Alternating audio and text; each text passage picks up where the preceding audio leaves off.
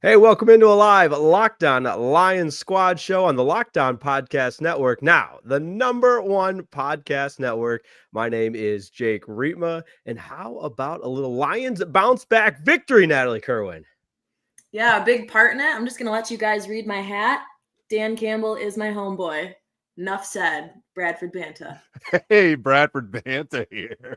And the story of the day, the Detroit Lions didn't just beat the Washington Commanders 44-22, but they dominated. Join us soon as we unpack the game. One pride. It's the Lions Squad. Everything Detroit Lions every week. Breaking down all the big hits and game-changing plays from the Motor City. The way only the Locked On Podcast Network can. From the roar of the Lions to the next great chapter, the Lions Squad Show starts now. Yes, it does. Welcome into a live Locked On Lions Squad show. Jake Riepma, Natalie Kerwin, and Bradford Banta on the Locked On Podcast Network. Now, your number one podcast network in the world, the whole entire world. Today's episode is brought to you by FanDuel. Right now, new customers can bet just $5, and if your bet wins, you'll get $300 in bonus bets to use across the app. And guys, a Sunday, I don't want to say it was all easy, like a nice Sunday afternoon, but how about it? A 44-22 victory. I kicked the feet up a little bit in the second half, watched the Lions smooth sailing. Natalie Kerwin, you get the first word. Dan Campbell is your homeboy. He's calling plays. This offense looked awesome. Yeah, it looked great. And, everyone contributed. And I felt like the Lions were going to come in and it was going to be a receipts game of sorts.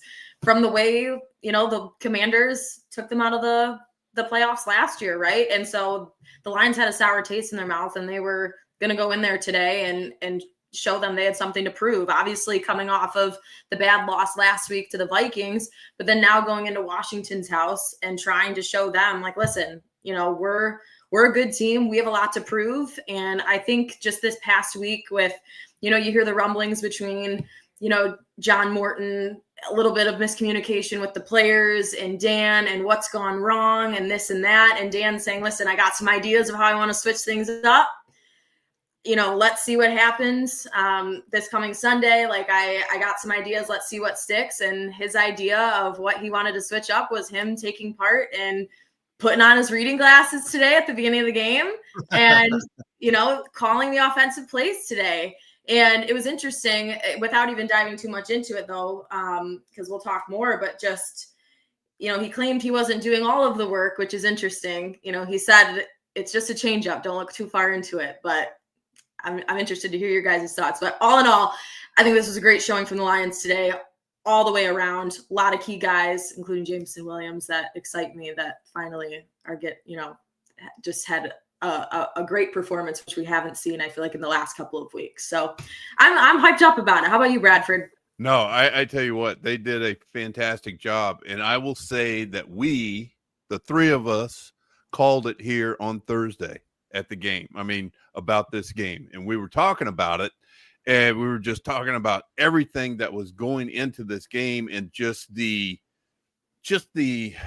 I wouldn't necessarily say the emotions of it, but the way the Lions played last week and the way the resiliency that they have shown to come back from losses and then put points on the board, and then the defense stepping up and making plays. It was good to see. Now it's just consistency is what we need from here on out until the game goes triple zeros on the last game of the year. Hopefully that'll be at Levi Stadium in San Francisco. I love the thought process there. We're all on the same page and appreciate everybody tuning in. We're continuing to get more and more people joining us on the live Locked On Lions postgame show after a big victory over the Commanders, 44-22. We're going to get into all of the different contributions we saw on the offensive side, the defensive side. But guys, as we've got more and more people joining us, let's just mix in some comments here right away. Demetrius McNeil, he's an everydayer and a regular. Revenge is served. We got Eric Clay chiming in. Eric Clay 5,300. I think that was a pretty impressive win. We got John Smith chiming in. Was happy to see DC with the chart and the glasses on. Absolutely. And how about this one from the Atari Network statement game? Nice win. And from Mike Metzger, little worried about Bates hitting some low balls, but what a great rebound from last week. Let's keep it rolling. I wanted to end with this one because I'm going to kick it to you first, Bradford Banta. What happens with John Morton now? And for those, if you're joining late, Dan Campbell had the glasses on. Dan Campbell is Natalie Kerwin's homeboy, and he was also calling plays in this one. And so, Bradford Banta, I kick it to you, having been on NFL staffs, when you have a switch up, a change up, and just kind of you change the way you're doing some things, and it works like it did this afternoon. What does that mean moving forward? You don't want to overreact, but at the same time, certainly noticeable sample size in this afternoon's win for the Lions. No, you saw a noticeable difference in the way that plays were being called, and you go into and you saw the. I'll give Damon a little bump here. You saw the Applebee's size menu that from, and Johnny has that up in the booth as well. It just depends on what play you call. So, and I was giving it some thought during the game, and yes, Dan was calling plays today, and him being the CEO of the team, he was more involved in the offense this week. He puts his trust in Kelvin Shepherd, and Kelvin, you got to take it now. I'm not going to be able to sit in some of your defensive meetings because I have to put all my concentration into the offense because I'm going to be calling plays. And Kelvin's like, hey, man, I'm the liger. I'll take it. I'm good. I take it. Our boards are going to bounce back. Got to pump the brakes a little bit here. And I know the question was, what happens to Morton now? I mean, Johnny's going to be there. Dan trust him enough to put him on the staff. That says enough right there to the general public. And he just did not agree with some of the plays that he was calling, in the previous games and the way that the offense was functioning. You can talk about, and these are all people just speaking third person, the disconnect between the players and Morton. Is it true? I don't know. Do you know if it's true? I'm asking. Do you know if it's true? Is there disconnect between players and Johnny Morton? Or are we just trying to stir the pot? Right. Manufacture. You're trying to manufacture something. Don't do that. Don't do that. I mean, I know you gotta make headlines and you gotta fill stories and you gotta write this, that, and the other. No, just let them cook. The ingredients were great today. And then another thing that you have to think about is who were they going against today? This was not the same Commander team that they faced in 2024 in the playoff game. It was a totally different team. They were depleted, which is well known, in which we had talked about on Thursday. It was depleted, and then they got depleted even more with who was it? Payne got ejected for taking a swing in a Monra, and then Kinlaw and then Q Martin both got UNS's unsportsmanlike conduct penalties. But I guarantee you, with our show coming on immediately after the game and not being able to hear Dan's press conference, what do you think the first question is going to be? Hey, were you calling plays? Why were you calling plays? What's going on? So and Dan's already got an answer for that because he knew no matter if things went well or if they didn't go well, he was going to get that question, and he's already has the thought out answer that he's going to give.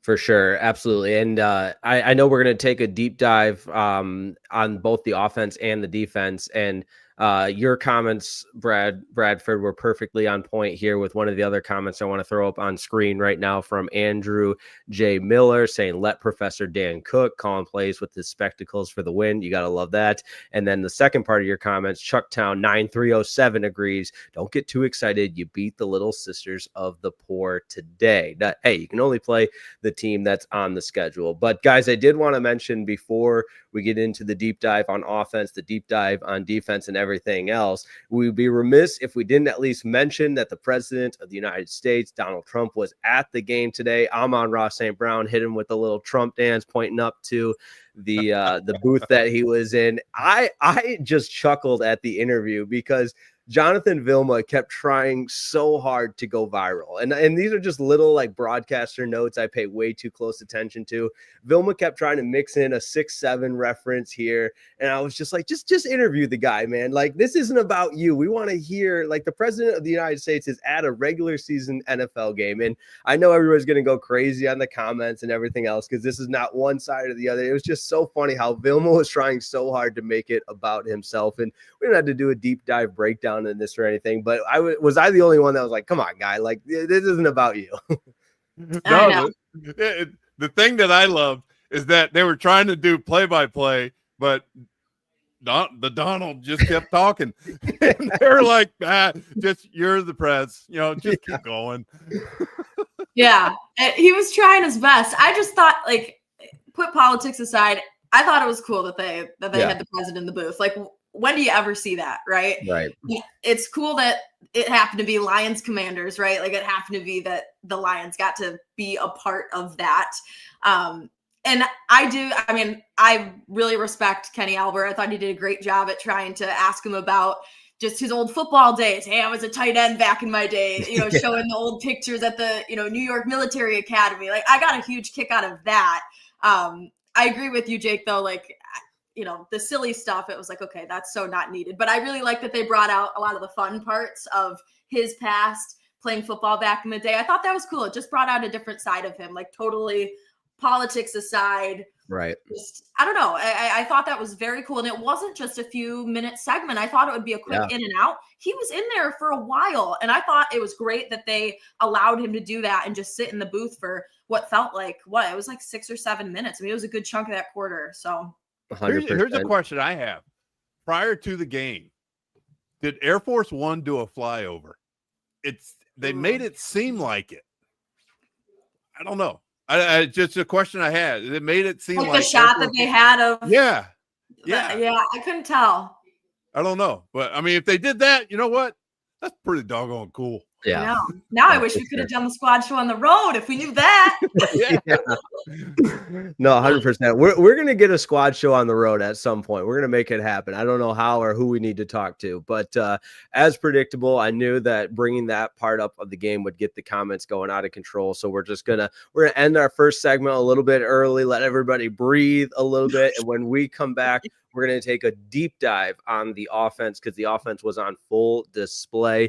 My goodness, Jared Goff clicking on all cylinders. We'll talk more about Dan Campbell's play calling and everything else related to the offense. That's all coming up next on the #1 sports podcasting network, the Locked On Podcast Network. We're #1. Back in not because of you. I mean, not because of us, but because of you. Yeah, because of the listeners out there. That's Squad right. Show continues in just a second.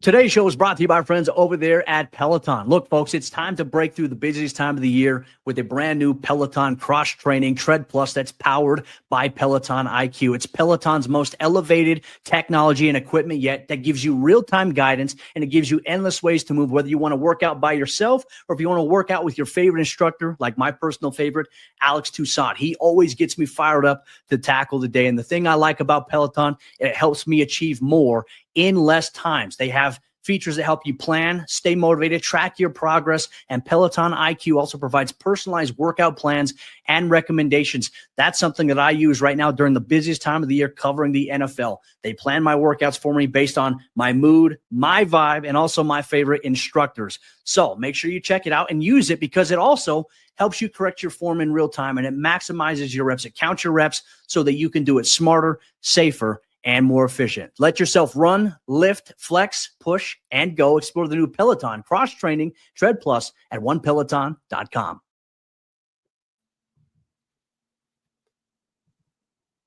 Hey, we're back on a live Locked On Lions squad show. Thanks so much for making the Locked On Podcast Network your number one sports podcasting network. How about that? And you know what? The Detroit Lions looked like a number one offense. See that segue right there, guys? How about it?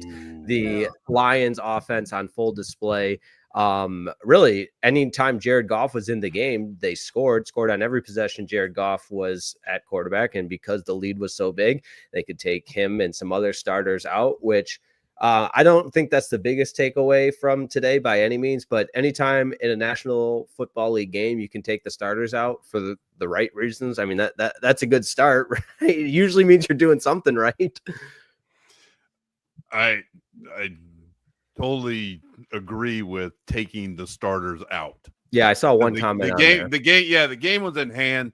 And then if you start doing the math, you got to average, you got to figure, you know, a typical drive will probably last, if you don't go 3 and out, which the Lions did not do all day long. They're, you know, it's kind of a feel thing. And you got to figure that a drive is going to last, let's say 4 to 5 minutes. And then you start going into the fourth quarter and you start doing the math there. And then you look at the score and they're like, wow, you know what? They're not going to be able to catch up. Even if they recover 2 onside kicks or 3 onside kicks, they're still not going to be able to catch up. So I wholeheartedly agree with taking the starters out, putting the backups in, and then letting those guys get experience. And it also, it builds depth. So if injuries do happen, which some of them did today, but the guys were able to come back into the game, but it builds depth for later on down the line. 100%. And Nat, I'll kick it over to you. Just overall thoughts on, and I sorry, I interrupted right as you were getting ready to go. Oh, that's okay. Yeah, you can keep going with your question. I'll add my thought after. All right. Just like, hey, yeah, I mean, it was good to see this Lions offense just completely functioning on all cylinders. Yeah, for sure. I mean, again, like I guess, like I said in the beginning, I just felt like this was a good, of course, bounce back game, the way we thought they would, you know, show some resiliency from last week. But, you know, Jared Goff looked great. I thought, you know, we were a little bit worried with what would happen with the O-line, Christian Mahogany going out. How would they mesh this week as far as how they would, you know, play some musical chairs? And they allowed 0 sacks. That helped Jared Goff stay clean in the pocket, right? And so that benefited the team. You know, Jahmyr Gibbs did Jahmyr Gibbs things and had an unbelievable game, a hat trick, right? 3 touchdowns, unbelievable, right?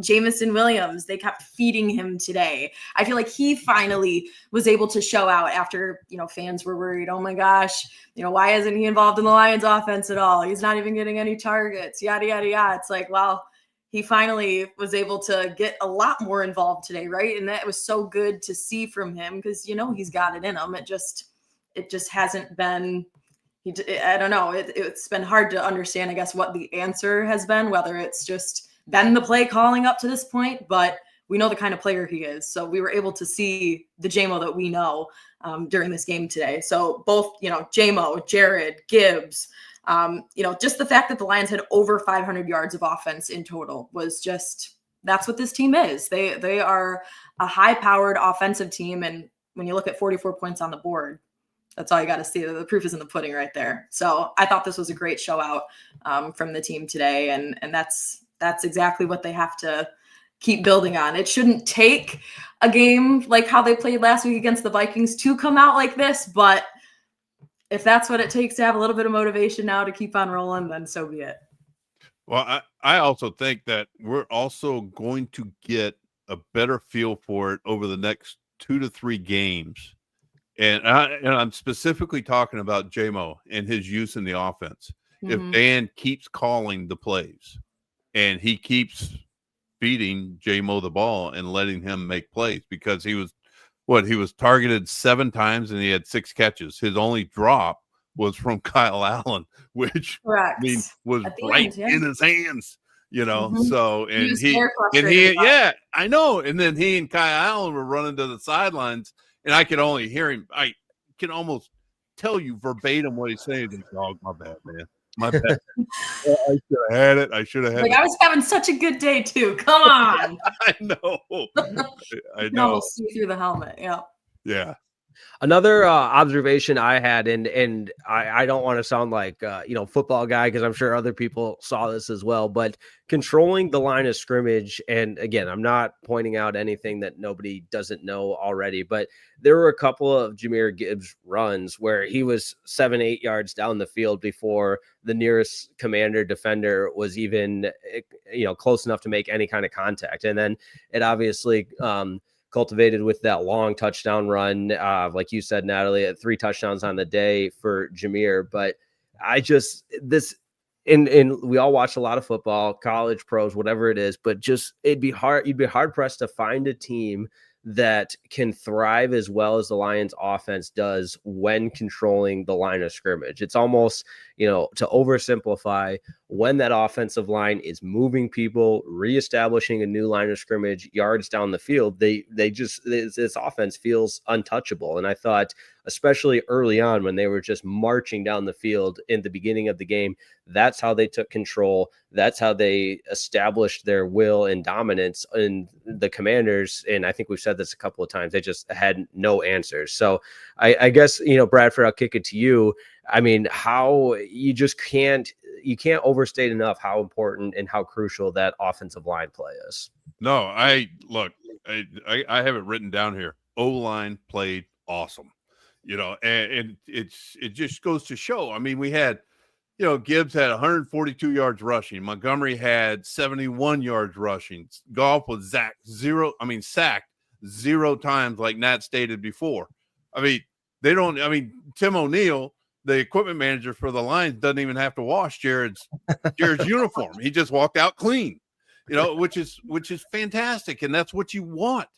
But for them to go in and establish that dominance over the front 7 of the Washington Commanders, it has to be just a building session. No matter who they put out on the field, they trust you to get the job done. And we had talked about it on Thursday, and we were wondering, what kind of trio they were going to put in the middle with the guard, center, guard. And that's where Dan has the trust in Fraley, the offensive line coach, in figuring that out. And it is a thing of beauty when those guys are clicking, and it makes it so easy for Goff, Gibbs, Montgomery, because all Goff has to do is just catch the snap and hand it to the left or hand it to the right. And Gibbs and Montgomery, especially Gibbs, Gibbs tonight was just heading downhill, and he was hitting the A and the B gap with no trouble at all. And they took advantage of the inside linebackers, the age of the inside linebackers of the Washington Commanders today. And one of the first 2 touchdowns with Gibbs and Amon-Ra, those were angle routes. And if they would have, and what I mean by an angle route is that they started going out to the flat, and then they just cut and they turned it inside to head towards the goal line. And Jared just hit them. I mean, They were open. There was nobody within 3 yards of them. And once they caught the ball, they just accelerated to the goal line. And the offensive line took advantage of the situation as well they should have. They did, and they performed everything to perfection. Absolutely. And I want to add too, we talk about this every week, but I made some notes on here too. Like I think for both Gibbs' second and third touchdown, the unselfish blocking for both of those touchdowns from Penei Sewell and Sam Laporta. It's unbelievable just to see like both those touchdowns. I believe on the first one, it was St. Brown and Laporta, like pushing him in. And then on the third one, it was Penei Sewell and Laporta blocking for Gibbs. And I just neither of those would happen and create those lanes for him if you didn't have those guys getting actively involved. And so it just goes to show how much of a group effort it really is with this team and how much in sync they are. And just, again, just the offense is so, they click so well, and it's just, they're all help each other out. They're so unselfish. It's amazing when as I take some notes here, that was one thing I noticed as well. No, it's a great observation. And I think it speaks even more to how much this team likes playing together. And I think of the Lions' next opponent, the Philadelphia Eagles, and there's plenty of times they win a game by 2 or 3 touchdowns. And what's the story? A.J. Brown didn't get enough touches, or this, that, and the other. And I know that's a one-off example, but it just popped in my head because that's who the Lions play next. And for all of the fantasy football owners out there that wanted to say, J-Mo wasn't having a productive season because he wasn't helping their fantasy football team, like tonight's an example that this team has so many weapons. They don't care who gets the credit. They don't care if it's Gibbs scoring 3 touchdowns, if it's J-Mo dominating. I mean, Amon-Ra St. Brown gets in the end zone. Laporta at times shows that he can be one of the best pass catching tight ends in the entire league. And, did he have a ton of production today? No, but did other guys? Absolutely. And so I think, you, Natalie, pointing out the specific plays, I think just speaks to what this offense as a whole, as a unit, how they feel about another. They don't care who gets the credit. Exactly. Yeah. Jake, I'd like to answer the question from Wetlands, if you can put that up there. Wetlands, you asked me, what do you think were the adjustments that allowed the offensive line to return to form? Actually, I think that they never lost their form. It's a combination of both. It's just what it is it's the talent. One is the talent that they're going against, which I don't believe that the defensive line for the Washington Commanders, the talent level was not there, especially after the ejection of Payne. That hurt them on the inside. And the Lions, why wouldn't you take advantage of that? Not that they weren't already taking advantage of that. And then there's a sense of pride that comes into play after watching the film and being just that sense of pride and being, I'll say it's just, they were embarrassed about last week and they weren't able to run the duo like they usually, which equates to 2 double teams, opening up a hole and then working your way up to the linebacker level with the offensive line. And then hopefully the running back can work his way up to the secondary and make that man miss. And then it happened on Gibbs's 43-yard run. And it's just a sense of pride because you have the same cast of characters in there. And it's how they worked this week. Did they spend extra film time? I'm sure they did. Were the coaches in their ass a little bit more? Possibly. Because the coaches have just as much pride as the players do. And you're talking about a former player in Hank Fraley. So he can relate to those guys and he knows what buttons to push with each one of those individuals to get the best performance out of each and every one of them. And the Lions team as a whole benefited from the performance of the offensive line tonight. I agree with everything you just said, Coach. Hey, the question was for you. I'm letting Coach answer. I'm right there with you. No, we're definitely all on the same page there, which is it's easy to do so after a Lions win. You know how much more fun these shows are after a Lions win. So I know there's a lot of reasons we root for a Lions win, but that's there was 2 downers last week. Yeah, not only did we lose to the Minnesota Vikings, but we just had 2 thorns on the show, and that was it. That's the real reason, Nat. You just got to make sure you're at every single show. That's all. I We know. got Pistons 76ers later tonight. We had a triple header in Detroit sports today, right? We did. The game's on right now as we speak, actually. Ooh. So All right, dialed in. I love that. I know. No, that's okay. Hey, we're locked on Lions right now. We're Yeah, not locked we're on. not That's good. That's good. Yeah, the Wings game didn't exactly go so well earlier today. I was checking the scores to that and did not need to dial in to know what was going on there. But hey, let's do a deep dive on the Lions defense. That comes your way next on the #1 sports podcasting network, the Locked On Podcast Network. This is the Locked On Lions Squad Show. Back in just a second. Hey, this episode of the Locked On Lions Squad Show is brought to you by our good friends at Rippling. If you're a business owner, here's the truth. SaaS promised to make work easier, but now the average company is buried by hundreds of apps that slow down your teams and simply don't work together. That's not SaaS. That's sad software as a disservice. That's why you need Rippling. Rippling is the unified platform for global HR, payroll, IT, and finance, and it's all in one place. They've helped millions of businesses replace a mess of disconnected tools with one system designed to give leaders clarity, speed, and control. And by uniting your employees, teams, and departments in one system, Rippling removes the bottlenecks, busy work, and silos your software created. So whether you want to run an entire HR department, IT, and finance operations as one, or you just want to fill in the gaps in your software stack, Rippling can do it all. And right now, you can get 6 months free when you go to rippling.com/LockedOnNFL, rippling.com/LockedOnNFL. Learn more at rippling.com/LockedOnNFL. That's RIPPLING, rippling.com/LockedOnNFL, rippling.com/LockedOnNFL for 6 months free. Are you kidding me? 6 months free. Terms and conditions apply. That's rippling.com/LockedOnNFL.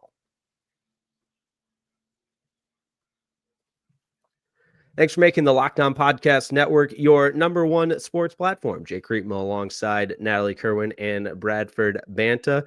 Defensive deep dive time after a Lions victory over the Washington Commanders. And you know what? I haven't mentioned this enough, but the beauty of the live show, mix in your thoughts, mix in your comments. We've done that a couple of times throughout the course of the show, and it adds a little bit of flavor, adds a little diversity, adds a little pizzazz, if you will. But the Lions defense played great today. The offense, I think, was the bigger story, but the defense did absolutely enough to help earn this dub. Obviously, it's a Commanders team that's a little shorthanded. No Jaden Daniels, but Nat, I'll kick it to you first for some defensive observations after this win. Yeah, well, I think obviously holding them to 22 with the way the Lions were able to come out, putting 44 on the board. I think shutting down a Jaden Daniels team, no Terry McLaurin, obviously some other injuries to their defense as well. And I know part of their O-line was banged up. I think the Lions were able to, put some damage on them. I think Brian Branch had a great game today. I think he was credited with 1.5 sacks when I look here at the box score. And I think, certain guys stepped up without, Kirby Joseph not being able to play once again. When you look at that secondary and more of the Legion of Whom being able to step up for this Lions group, I think, you have guys that are they were able to create pressure on Marcus Mariota, right? And keep him contained and not let him be a mobile guy. When we had, our guy from Locked On Commanders on last week, he was warning us, he said a little bit, he said, Marcus Mariota is technically like the Walmart version of Jaden Daniels, yet he still has the ability to get it out of the pocket and run. And he is a mobile kind of quarterback, right? But I feel like the Lions contained him pretty well today. They were able to generate pressure, and the Commanders really couldn't get anything going. And so I felt like the Lions were able to contain them pretty well. And I think, Brian Branch is just the guy that sticks out for me that as far as who made a really big impact for Detroit. So that's my defensive player of the game, I would say, for the Lions side. I like it. I like it a bunch. I mean, I thought Brian played one whale of a game. I tell you, the person that really stood out to me who showed up in not only in the stat lines, but was Lopez. He showed up. Him too. I don't know if it was the ponytail or what it was, but he just kept grabbing my attention. And I mean, he ended up having a half sack, for 2.5 yards. He got a QB hit. He had 2 TFLs. He came out of the game with 2 tackles. And then you just talk about pride, right? So whenever they go in and they score, they get the score to 22. And then we have the penalty on the Anzalone sack on the extra point try, the 2-point try. And then they try to run it. The Commanders try to run it. And then Campbell steps in and just rocks the running back and stops him dead in the tracks about a half yard from the goal line. And he said, "Not on my watch." That was one. Yeah. That was one that drew my attention too. That was so awesome because as a kid, I watched every single NFL huge hit highlight tape there was on VHS. And maybe some of our listeners and viewers don't know what a VHS is, but I'd get so fired up by every big hit in the NFL, and you got jacked up segments and everything. We can't have those anymore, and that's okay. The game has evolved, but that was the type of fundamentally sound tackle, changing the direction of the ball carrier at the goal line, that if we were to have the next rendition in the next round of clinic work linebacker play, Bradford Banta, I think you lead off with that tackle from Jack Campbell's clean, solid, and right at the goal line to stop the runner from breaking the plane. I agree. And it was just that when the game's in hand, and you could easily just say, you could easily just go lame. And Jack's like, "No, not today. You're not getting in. We're going to keep the score at 22. We're going to keep 44, if not more. So, you're done. You're done. No, you're not getting in the end zone today." There was a couple concerns that I had just on the 2 touchdowns. My concern was really, on the 2 touchdowns, the one that, on Deebo Samuel's touchdown in the third quarter, and then Sinnott, Sinnot, the tight end that caught the other touchdown. Where was the coverage? Those guys were there. There was nobody within 5 yards of them. And did their cover guy get picked? I know Sinnott came from behind the line of scrimmage across the ball, so there's a good possibility.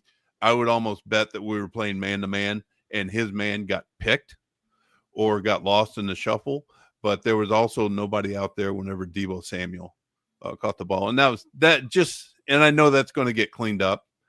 But that was a little bit concerning to me. I thought Art Mallett showed up today with a couple of his I know he had a good pass defense. And then I want to say that he was defending Deebo Samuel on that 4th and 5 in the fourth quarter. I believe it was and Deebo Samuel made that one-handed grab that we challenged, that we lost. And that's just, that's a great pitch and catch. Yeah. But I thought Art played a pretty doggone good game. And, and Aiden was relatively quiet today. I mean, he had 1 quarterback hit and he had 1 pass defended and with no tackles. So were they running away from him? Possibly. So, but it was, and Nat, to what you were saying, I thought that, I thought Mariota had a solid day. I mean, he was 16 of 22, 72% completion rating. They had a 133 quarterback rating. It's just, they just couldn't make plays. I mean, just put it simply, it really was not good. Yeah, like they weren't able to. Yeah, when I look at the stats here, I'm pulling them up. I feel like they just. Let me pull up their drives. I felt like while you're doing that, Nat, I felt like the Lions had the ball like almost the entire game. In the time of possession, the Lions certainly had the advantage there, but it wasn't, because I was just looking that up and I was like, let me put the number on it. according to, and it can be tracked a couple of different ways, but the Lions had the ball for over 32 and a half minutes. The Commanders just under 27 and a half. So not like a dominating time of possession, but certainly the Lions possessed the ball. And kind of, as far as blueprints to go out and win a game, because they controlled the play so much early on and built that huge lead. It was like, I see the one comment that the defense wasn't great today, should have been stronger, especially Hutch. But I mean, they didn't have to have the type of effort that they had against Tampa Bay. Every single game is unique in and of itself. And the way this played out, the formula for winning didn't necessarily lend to having the defense having to be extra special today. They were fine. And Bradford, like you said, things will get cleaned up and so on and so forth. But, when you take a critical look at the film, there's obviously things to clean up. But I think the defense did plenty. And real quick, the one other observation I had with Deebo Samuel's touchdown, I think he's back to tight end body Deebo. Like, he looked big again today. I was like, wait a second, that's Deebo, right? Number one. And man, I thought he's getting closer. Like my dad used to say, he'd be getting closer to putting his hand in the ground to be a tight end, not a wide receiver. I tell you what, he's he definitely got off of that California diet. Now he's back to East Coast diet. Yeah. So my boy's looking jacked. But so you're just looking at it. I mean, you say defense didn't play well, but at the same time, they had 288 yards of offense, which is okay. I mean, it's not great. So I would say defense did their job. Yeah. I mean, there's always going to be stuff to clean up. Anytime. I mean, I've always said, to be a good coach, you could put any play on film and you ought to be able to coach from that. So there's going to be stuff to clean up. And, Kelvin Shepherd and the defensive staff, they're going to nitpick stuff, but they have to, because they have to get these guys ready to go, because they're going to be playing. I mean, they're going to be playing the Philadelphia Eagles next week, and we'll get more into that on Thursday. So it's just, I thought the defense played well. Yeah, and they did do their job. And to your point, Jake, what you just brought up a second ago, because the offense was playing so well, I think that's what, kept the team rolling compared to a few weeks ago when it was the defense for the Lions that had to step up so big. Against the Buccaneers, right? When the Lions had to obviously step up in a lot of huge ways, when the Legion of Whom became a thing. I feel like that's, we talked all about the defense the entire episode, and we were so, it was fun for us in a way, because we're like, we never get to do this. We're hyping up that side of the ball the entire time. So again, when you do have one side of the ball that is so dominant, like it was for the Lions today on the offensive side, I think that, the Lions were able to hang their hat on that, and the defense was able to just do their job. It wasn't great, it wasn't stellar, but it passed the tests, and they were able to, walk out with the dub. So they did what they needed to do. For sure. I love it. All right. We'll do one more quick break on the #1 sports podcast network, the Locked On Podcast Network, and we will have our final thoughts and do a brief look ahead of the Philadelphia Eagles, talk a little NFC North action as well, because Lions take care of business in the nation's capital, 44-22. Landover, Maryland, technically. I know that. That's my bad. It's just, habit. The Washington Commanders lose and the Detroit Lions win. We'll be back in just a second on the Locked On Podcast Network. This episode of the Locked On Podcast Network of the Locked On Lions Squad Show on the Locked On Podcast Network. How about that? Just making sure everybody's paying attention, because it's brought to you by FanDuel, America's #1 sportsbook. And guess what? The NBA is back, and there's no better place to get in on the action than FanDuel, the official sports betting partner of the NBA. Even if you miss the start of the game or want to ride the hot hand, FanDuel has live bets on everything from who will score next to fourth quarter comebacks. Plus, you can even combine your live bets into a same game parlay for a shot at an even bigger payout. How about that? It keeps getting better and better, and every game keeps getting more and more exciting, especially when your team's making that late push. And how about the Detroit Pistons playing a great brand of basketball? We love that. Big shout out to Natalie Kerwin on that. She's a huge reason why. We know that. And right now, FanDuel is giving new customers $300 in bonus bets when your first $5 bet wins. So head over to FanDuel.com to sign up and play your game with FanDuel. It's the official sports betting partner of the NBA. And don't forget, new customers get $300 in bonus bets when your first $5 bet wins. It all happens at FanDuel.com.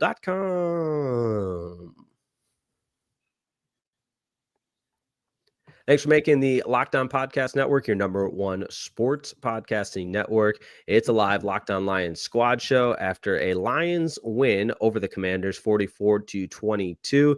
Jake Riepma, Natalie Kerwin, and Bradford Banta cruising right along on the postgame show. And before we kick it over to a little Philadelphia Eagles preview, which, by the way, they're on Monday night against the Green Bay Packers. I love doing, putting my scouting hat on, saying, all right, what are they going to try and do here? They got the short week, but I do think that plays a big part in next week's action. You got the Eagles coming off a short week and, one less day to game plan, Bradford Banta. No, they do. And look, I don't know. I mean, it is what it is. It all depends on how they're doing health-wise. I would like to say that the Lions got through this game relatively unscathed. I think I saw Khalif Raymond. Did I see him gimping off? Yes. It looked like a possible hamstring or something like that. And then Branch just looked like he was tired at the end of the game whenever he asked to get a little, but just having that extra day does help for the Detroit Lions. It helps them. It's probably 4 extra treatments for all the injured players or recovery for all the players. And it just, but they're going to be playing it on the road. So you are going to have that travel day where they're going to take off from DTW and then fly into Philadelphia and stay at a hotel. But the Lions have shown that, that they travel well along with their fans. They travel well. And that was the one thing. I know they had made a comment on TV about how many Lions fans were at the game. Whenever I was coaching in Washington, it was always interesting for me to see how many of the visitor fans would show up, because there would be a boatload. Like anytime we played Pittsburgh, anytime we played the Giants, anytime we played Philly, anytime we played anybody, the Ravens, anybody from that area, because Washington is such a melting pot.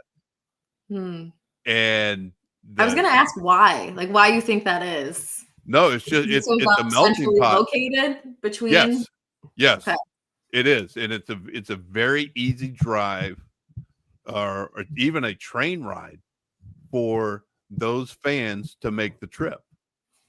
And sometimes you would have, it was probably 60-40. Sometimes it felt like it, depending on how we were playing that day. Then it would probably flip to probably about 75-25. So, but it was where you saw it the most were the Steeler and Giants fans. The Steeler fans, just because of the terrible towel. You could definitely, everybody was waving the terrible towel. And the Giants fans, just because of the locality and with it being a division matchup, it was always interesting to see, and it's just kind of a social experiment, so to speak. And that's why it always makes me proud to watch our fans, the Lions fans, travel and support the team the way that they do.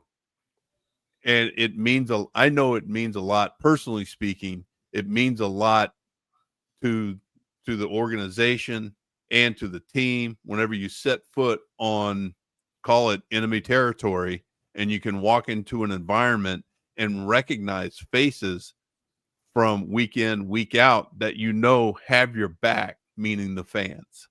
And it's just, I don't know, it's kind of comforting. It's fun to see.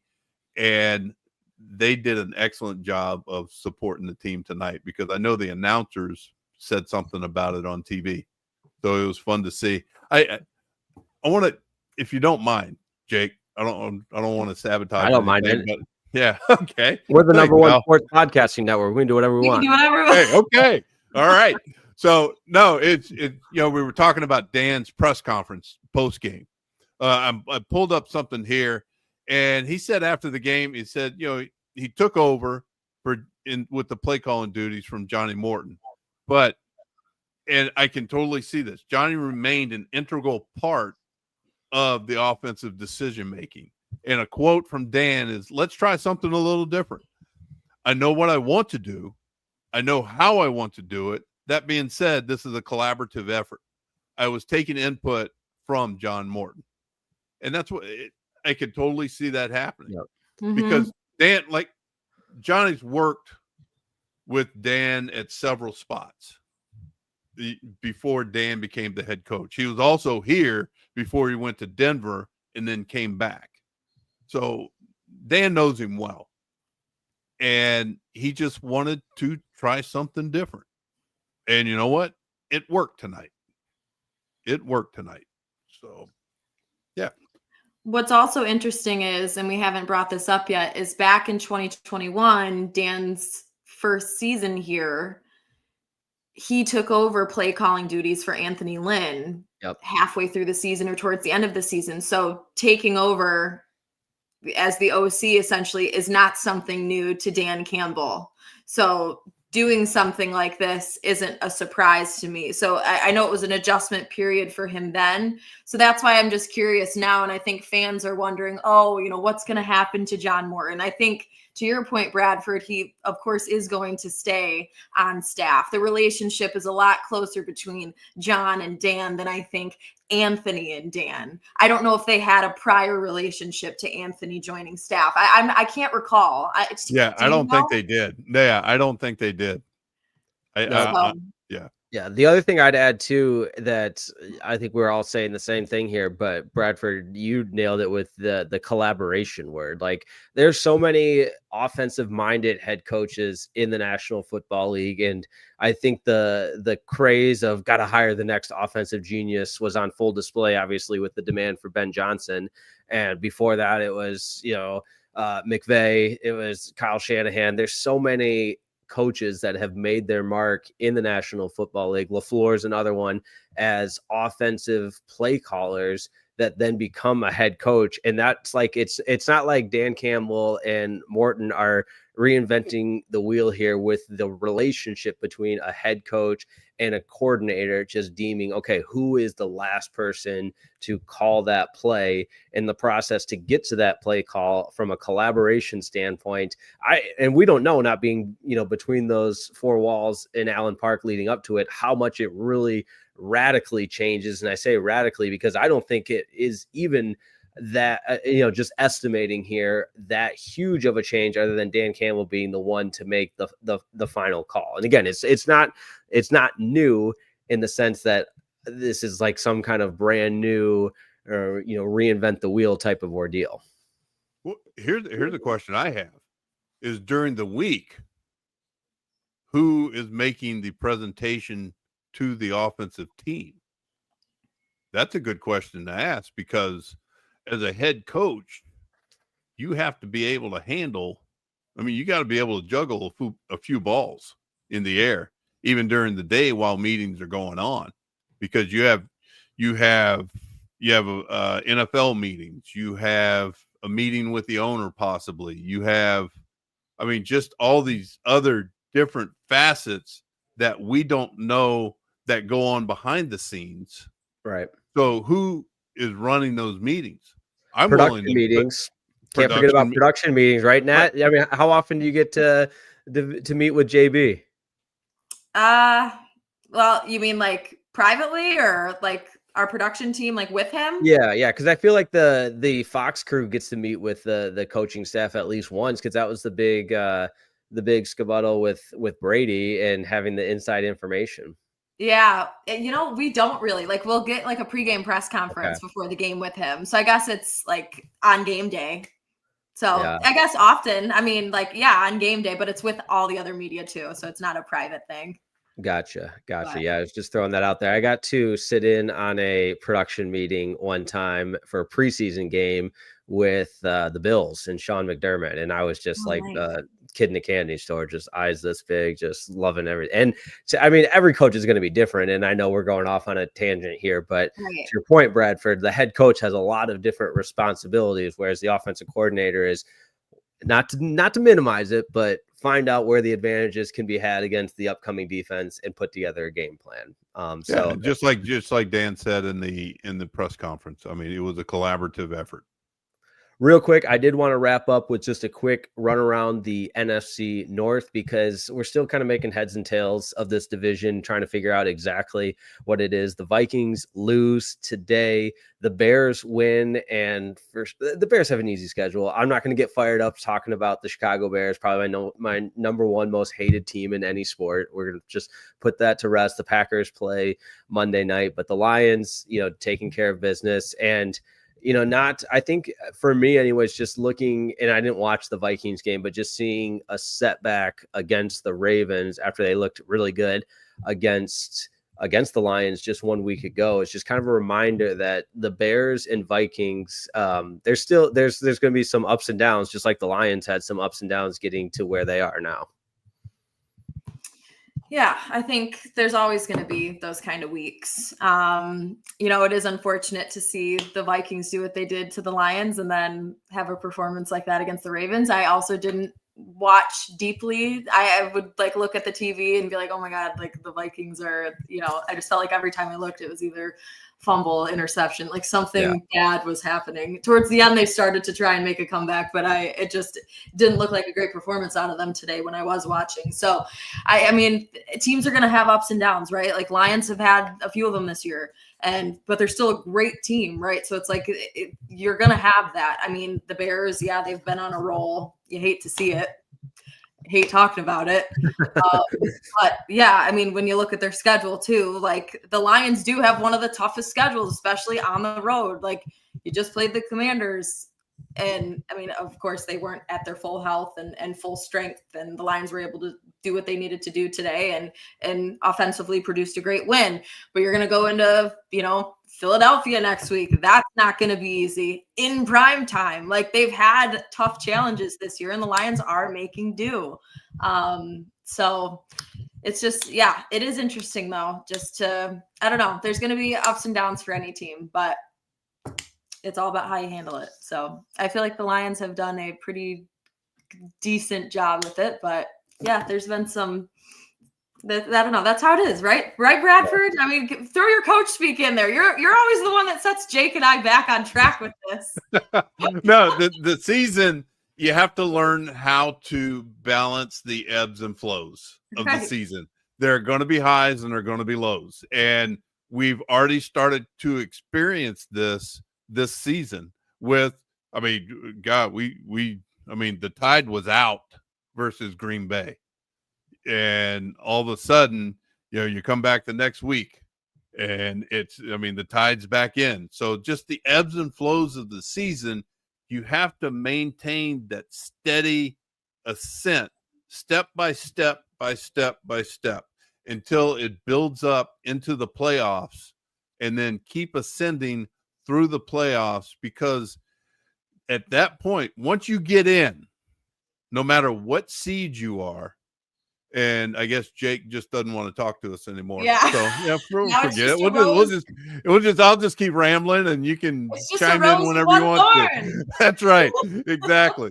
But you got he's sick of us. It's all right. I know. Oh well. But so you got the ebbs and flows of the season, and the Lions have experienced this. We were fortunate last season that we just kept ascending, and we ended up with a fantastic record going into the playoffs, and we ended up drawing the bye, and then we lost to the Commanders in the second round after the bye. But now with the veteran leadership and the guys bouncing back after these losses that they've had, which they've done a fantastic job of. Now it's just a matter of taking that sandpaper and just smoothing out the splinters. And as Dan put it the other day, is getting rid of the warts. He knows the warts. So, John Smith, no, we did not pull Jake's plug. So we're back, gang. you know what I honestly thought it was? I was so nervous that I did some kind of went over data or something, because I literally streamed college football on my phone for 12 hours yesterday tailgating. So I was like, surely I'm over my limit data wise or something. But I apologize, guys. So sorry about that. But we're back. We're back. I was about to take over. I was That's right. ready. You know why, Nat? Because Dan Campbell's your homeboy. That's it. Yeah. I think I we was would all channeling my MCDC energy. I love that. I think we'd all be on board with that anyways. So I think we can absolutely arrange for that to happen. But I mean, we timed up perfectly. We're getting close to the end of the show, and I'm just like, deuces. I'm like Jared Goff. Like, I didn't need to play the last couple of series today. We got it covered, It's all right. Kyle Allen was stepping in the booth. That's right. Exactly. The backup was ready to go. Okay? Oh, stop. Oh, my gosh. The only thing that I was going to ask is, how do we end it? I didn't know. Yeah. You just hit exit? I was just going to look at you, Bradford, and be like, all right, are we done? All right. Yeah. Asta. Final thoughts? Yeah, I am very curious what happens to the file now when I go to download it. Is it going to be 2 different files? Is it going to be one? Who knows? I'm sure we'll be hearing from the #1 sports podcasting network, Locked On Podcasts, on all of this. But hey, great show. Lions win. We'll have a nice deep dive preview on Thursday, our live show then. But everybody else, have a wonderful night. And any final thoughts? I'm just glad you joined us back. I appreciate it. We were so worried about you. The funniest, yeah, the funniest I didn't part, know if you got commandeered somewhere, out in them there hills. Yeah, no, we're good. We are we're good. But I think we've all had our episodes now of technical difficulties. Oh yeah, Bradford had his first. That's right. Yeah, I did. The laptop died, and not that I don't know what your laptop was doing the last time here, but mine was simple. I just lost a little internet connection. That's all. So okay. All right. Fair enough. Black. So, anyways, we all got our issues, but that's what makes us the best Makes it #1 fun. podcast. That's right. Exactly. On that note, have a wonderful rest of your night, everybody. Thanks for tuning into the Locked On Lions Squad Show. Make sure you like today's video, subscribe to the channel, and don't forget the Locked On Podcast Network is the #1 sports podcasting network. We'll see you on Thursday for a live Locked On Lions Squad Show. Good night, everybody.